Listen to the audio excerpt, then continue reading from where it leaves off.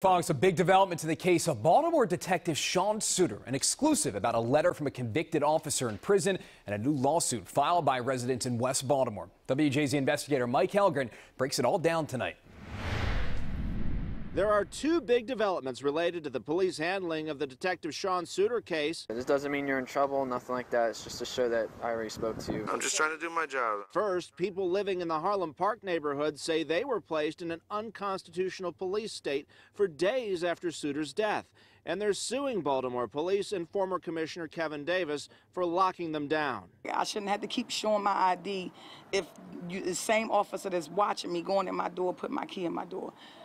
It was just the worst day ever. Also, WJZ is exclusively reporting on this letter convicted former Detective Daniel Herschel sent to the Maryland Commission to Restore Trust in Policing, writing, "I would like to share my concerns with the Commission about the Suiter case."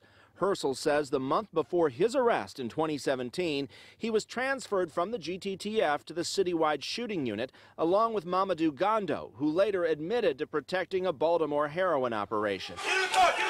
The GTTF was an elite gun unit, many of whose members were convicted of robbing citizens, among other crimes. Herschel writes, Suiter would come up and meet with Gondo frequently. I am aware that both Suiter and Gondo were acquaintances with two individuals that resided in the neighborhood of Bennett Place. Bennett Place is where Suiter was found shot 2 years ago. Herschel says he even saw the four meet at police headquarters. After Suiter's death, Herschel says he wrote what he knew in a letter to the Baltimore Police Department, and it was given to his lawyer at the time. Herschel has no idea if it was ever passed on to police, and he's never been contacted about it. He writes, if Gondo was forthcoming with the identity of the two individuals, investigators would have had a lead to persons living in the Bennett Place neighborhood who had contact with Sean Suiter.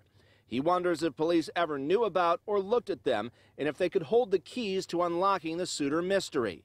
And adds this, I want to make it clear, I have no reason to believe Sean Suiter was a dirty cop. Suiter was set to testify in the GTTF investigation the day after his death, and Herschel wonders if he was put in an extremely dangerous situation. No comment from city police on any of these new developments. In West Baltimore, Mike Helgren, WJZ.